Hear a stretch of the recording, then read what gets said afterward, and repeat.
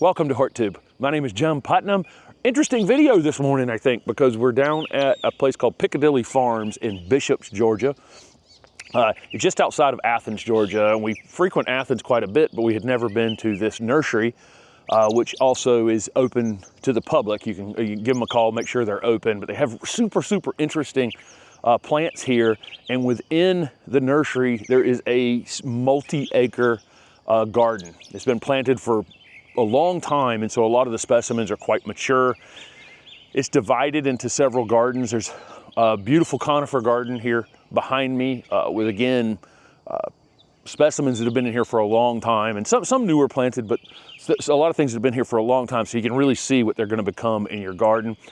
There's a winter garden. It has lots and lots of camellias, as you would expect, and in the fall, I'm sure it's beautiful when the sasanquas are blooming, and then in the late winter when the camellia japonicas are blooming. And then just incredible, it's just an incredible collection of plants here, and again, they've got some maturity to them, so we're gonna bounce around and take a look at some.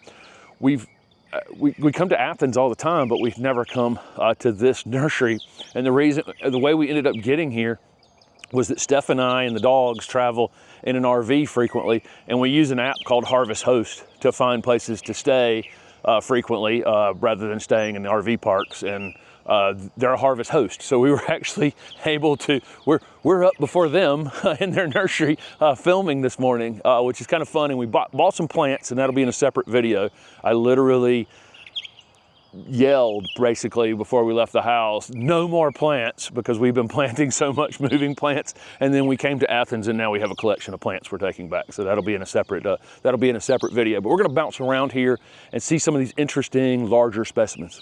One thing that's interesting about the garden area is it's open to deer. So if it's on the menu for the deer, they have the option out here. Their growing area is just over here to the right of me, and there's a fence, a very hardy fence around it to protect the things that they're growing. We can see a little bit of deer browsing out here, and I'll show you on something else in just a second up here that's sometimes comical, not to the people who have them and have this happen, but but we'll show you in just a second. I love these bottle brush buckeyes. You know, this line of them as a kind of edge here to this field. It's just beautiful to me. There are red buckeyes here, and then there are, of course, the white bottle brush buckeyes. These are native to the southeast, but they're hardy to zone 5. So we can see these at the Morton Arboretum in Chicago. But if you were looking for them in the wild, they would be, beautiful foliage, beautiful flowers. These spikes, there's a good reason they call them bottle brush buckeyes, right? But they're hardy to the southeast in a pretty narrow region. But again, they can, pretty much anybody watching can grow these bottle brush buckeyes. But I love the large foliage. I just think it's an opportunity. It's a plant that gives you an opportunity to really look at a different texture in your garden that can blend with a lot of other things. And if you plant it in the right spot where you can, this is, I don't know how many this was. It may have only been one at some point, but let's say it's 3 or 5 in a line like this. It's just a great backdrop to do other things in the garden. We visited Ram and Tom Giberson's beautiful garden in Athens before we came over here to Piccadilly last evening. And I'd asked her about this place. She bought a lot of plants in that garden. So if you're looking at the Giberson garden, a lot of them came from here. And she has that bottle brush buckeye, and she actually sent us home with one a couple of years ago. So we have one at the house that is likely a cutting off of one that she bought here at this nursery. This cactus is super interesting. This is an pretty old specimen. The flowers are closed overnight, so they'll open during the day, and pollinators will get in here. There's one over here that's fallen down on its side, and it's probably a better specimen overall because it's formed a lot of new growth on it. But interesting that we can grow. Here we are in a clay-based soil in North Georgia, and here's a cactus that'll actually grow for us. Here's the one that had fallen over on its side and then is branched a ton of times. So these flowers are a little more open this morning. But that is a super interesting plant. Might be hard to landscape with other things around it. You have some sort of area that has a lot of these types of things together. There's a beautiful weeping elm that I definitely wanted to show, and they've been lifting up the bottom on it over the years, and just keeping this, you know, right about probably 4 feet, about 4 feet off the ground, something like that. But it's beautiful foliage. Of course, you can recreate this with a weeping cherry and some other things you could get to you know, have a similar shape and ultimate size on it. But this one is been here for a while.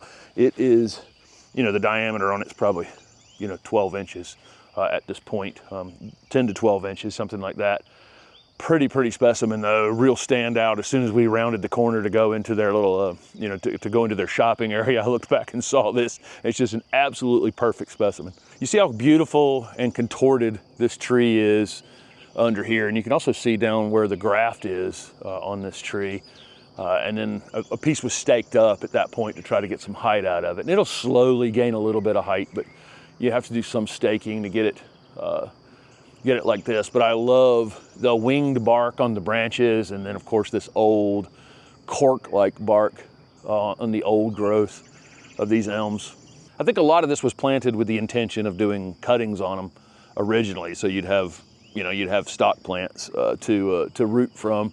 But it's a good place to come and see some mature specimens. We don't often see mature specimens in ornamental horticulture in people's homes. Typically, you know, by the time this cryptomeria reached whatever that is, you know, that's likely a Yoshino cryptomeria, Japanese cedar. You know, by the time, I think it'd be hard to get cuttings up the top of that thing, don't you? By the time it reaches that size, a lot of times we'd be tearing them out for, you know, various reasons. You know, just because, you know, they get too large for a lot of lots. And same thing with this gold mop cypress. Most people would have been pruning on it to prevent it from, you know, reaching 12 or 14 feet or whatever it is at this point. But I love this combination of that Yoshino or large, very large growing variety, whatever it is. It's likely Yoshino cryptomeria. There's a Thuja occidentalis of some kind in here, probably emerald. Arborvitae that was planted right there, and they've crowded each other out, but it still looks beautiful.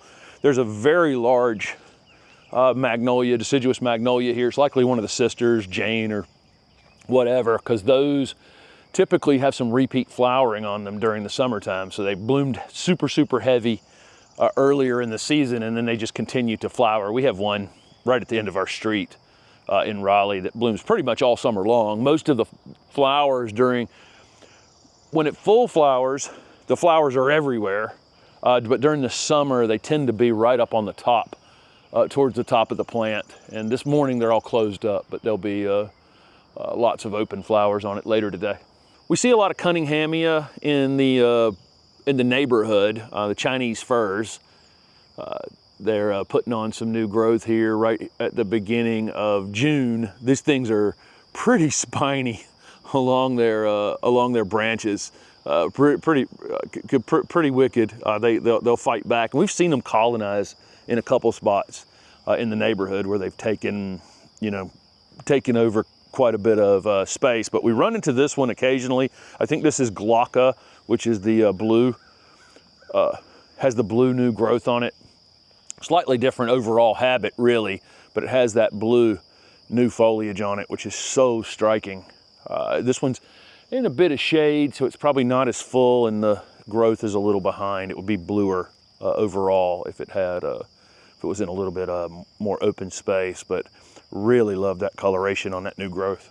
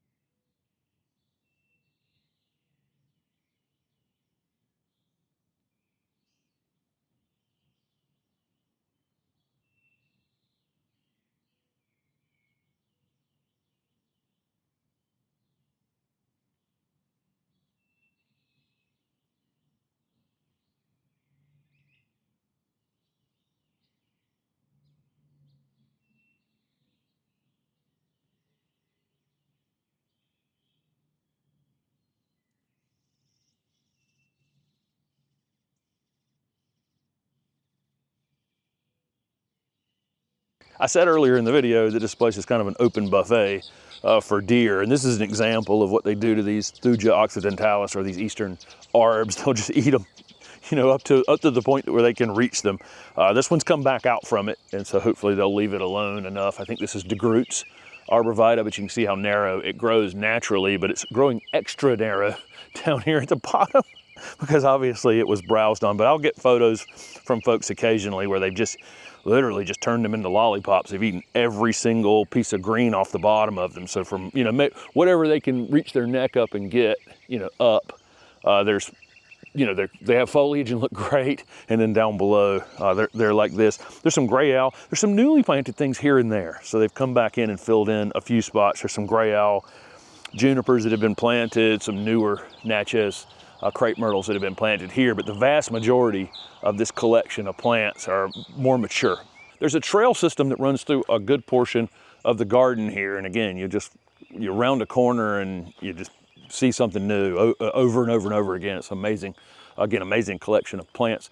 This is a chocolate vine I haven't talked much about. This is a great shade vine for us to use, or part shade vine. It gets a kind of a strange color flower on it, and it's almost brown. It's kind of a plum color, I guess, flower on it. The foliage is beautiful. Wouldn't need to flower. It's, you know, people call this 5-leaf akebia. There's 5 leaves right there. Beautiful, always a beautiful vine. Every time we see this one out and about, probably super underused. There, back behind it, there's an Edgeworthia, and then there's another vine over there is the evergreen clematis, or Clematis armandii, which I frequently recommend when I'm doing consultations. It's just a great vine, and we saw one in a video earlier this spring on one of our neighborhood walkarounds. It was blooming, and it was put on the front of a house over top of a porch on the Clematis armandii. Quite beautiful. This chocolate vine, I think maybe we included it in a video over on NC State's campus. Unfortunately, they've removed that one. It was in the little professor's strolling garden there at NC State, over top of a seating area, but I think they've removed that one since. But again, one of, you know, every time I've ever seen this vine, and back when, long time ago, Steph actually had one up in her family's house up in North Raleigh as well. When I knew her a long time ago, we used to work together. When we worked together at a garden center as kids, that's when I got familiar with this plant, because they had one in their garden. Again, every turn you take in here, you're going to see something interesting. This variegated camellia is super striking. Probably not going to bloom a whole lot. It's all, you know, these Camellia japonicas need some shade, but this one is to the point of being in really almost very deep shade. So I don't know how many flowers it's going to get. Again, it's got this bottlebrush buckeye growing over the top of it, and then there's just layers of things heading up. There is a loropetalum behind me that is in the probably 25 to 30 feet tall. If you look at, you know, what old loropetalum will actually do if given the opportunity. So it's gotten itself up here into the sun as a tree, basically, and I'm sure it blooms well in the spring, but you won't see them because they're going to be way up there at the top. But it's an interesting layering. There's actually a variegated osmanthus behind this camellia back here too. So it's just all kinds of things that were planted here, and then they've been allowed to kind of mature in place. We moved 20 feet from the camellia back there, and there's some Rhodia japonica along the path here, and has spread out pretty wide. It takes a long time. Rhodia will spread, but it's very slow to spread. So this has been planted here for a long time. They actually have a named variety that's named Piccadilly. I should have gotten it. We bought some things yesterday that again are going to be in a video coming up, but I should have gotten the plant that was named after the place that we had visited, because again, plants have stories, and I probably should have got the one that would have had a memory of coming here. There you go. So it's something to think about when you're at a place. If they've got a named variety that's named after the place. There's a Lakota up above it, and like a lot of our native plants, it has become a giant colony here. Foliage is beautiful on it. You can see it just is finishing up flowering now. And what else is here? There's large camellias here. Most of the camellias are tagged. A lot of the stuff is not tagged, but the different varieties of camellias, no point in pointing them out right this minute because they're just you know, green plants this time of year. The vast majority of the camellias here are Camellia japonicas, the larger leaf, late winter flowering. There's a big collection of them throughout the garden. And then there's also a big collection of Alyssium, a ton of Alyssium used in all different kinds of ways. But it's amazing how, this is dry shade for sure. There is irrigation running out here, but I don't think it's necessarily running at this point. These mature things really don't need it, but these camellias are really tolerant of dry shade. The rhodia definitely is. We've shown it off in videos. Alyssium is, once it gets rooted in. Native Lakotha definitely is. So a lot of these things are able to tolerate the root system of these mature trees out here well on their own. Came across this beautiful variegated Clayera growing in this wooded area. We were frequent down to Buddy Lee's nursery, and where he, is doing his plant breeding, and he's got a ton of Clayera growing in the deep shade from where the nursery had actually allowed them to root into the ground. So I know how tolerant these are of really tough conditions. They're flowering right now, little bell-shaped white flowers hanging on the bottom of them, and there's native bees on them. So native bees definitely taking advantage of this this Asian plant here in the woods in North Georgia. One of the plants we bought to take home is a big leaf magnolia, and we definitely don't have a spot in our garden in Raleigh. This is a great understory tree, native. You just get childlike when you see one of these out in the wild, because there's just nothing like it. It's just like this tropical looking thing you come up on, but you can definitely see even here, it's definitely an understory tree. So it needs an overstory really to perform at its best. It gets, of course, fragrant flowers and all the great magnolia things. But again, you can see why it's called a big leaf magnolia. That's my hand versus one of these leaves. But we got one, and I think it might be the first plant we plant in the new garden down in Wallace. But they had some nice specimens in their growing area. But if you do have this kind of understory wooded space, highly recommend. This is one of our truly great native plants. This is one we don't talk about very often. This is butcher's broom or ruscus. This is in the understory here, just thriving. It's just one of the absolute toughest plants once you get them going. If you go into the Ralston Arboretum, they have through the main entry there, they're underplanting the live oaks that are in that area that are pretty tough conditions in that space. And it's just absolutely incredible how tough these things are. And I think kind of thrive more on abuse. When I see them in really highly maintained gardens, they tend to be a little thin and a little kind of tough looking. But here in this wooded space that's not really maintained under I don't know, 20 giant pine trees here, with no additional help, they really look terrific.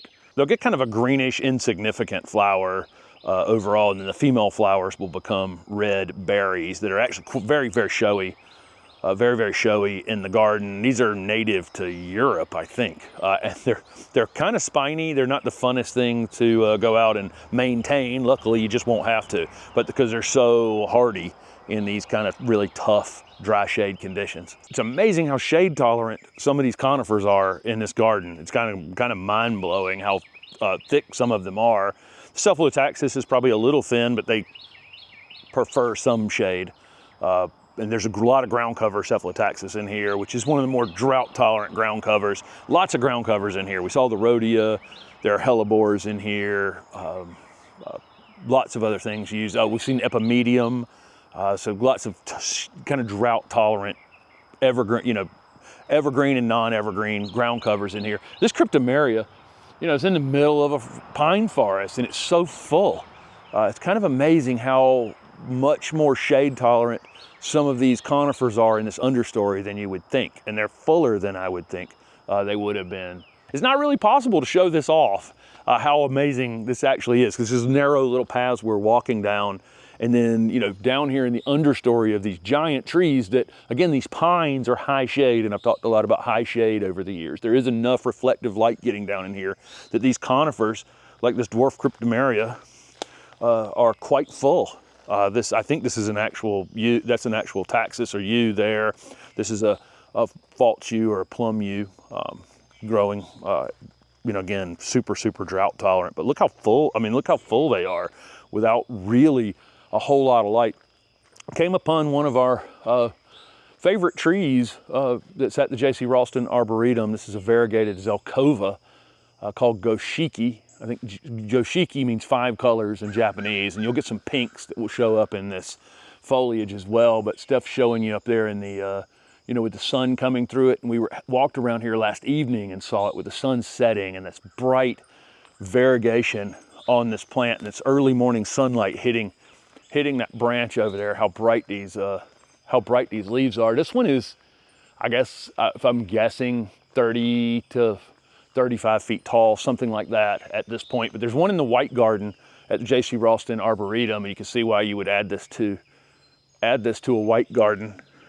Beautiful, beautiful tree, and it's out here in the woods in North Georgia. Right underneath this beautiful variegated Zelkova, there's some sweet box. This is another great one for Sarcococa, and there's different species of Sarcococa. I think this is Humulus right here. This is super compact, very slow spreading. So it's spreading, but it's the kind of a nice ground cover, because it's, you know, it's an area you don't have to mulch, but it's not something that is going to get out of control on you. These have probably been planted here for decades at this point. There is a big collection of Japanese maples in the understory of this garden, and I mean a lot of Japanese maples. Some are tagged, some are not. Again, just tons. You can see back up here behind me, it's really hard to kind of shoot this entire space. There's a great collection of boxwoods in the understory, and boxwoods are actually, you know, as they're native to woodland spaces, we tend to use them out in formal gardens and along foundations and in full sun spaces, but don't discount the value of boxwoods in an understory planting, especially some of these variegated ones. There's oak leaf hydrangeas, native oak leaf hydrangeas back there, and so on and so forth. There's just so many things. Every turn you take is an interesting plant. And I think we'll definitely want to get back down here at some point and film this. Always love our time in and around Athens, and if you have to be, you know, near here, it's a great place to come and find some interesting plants. And I think I might still go back over there. It's late enough in the morning now. I think they're at work, and we may go over there and get one of those rhodia right now before we leave this beautiful garden. So again, this is Piccadilly Farms down in Bishops, Georgia, near Athens. What a space to come and see some really mature plants that have been in the ground for a long time. Thanks for watching.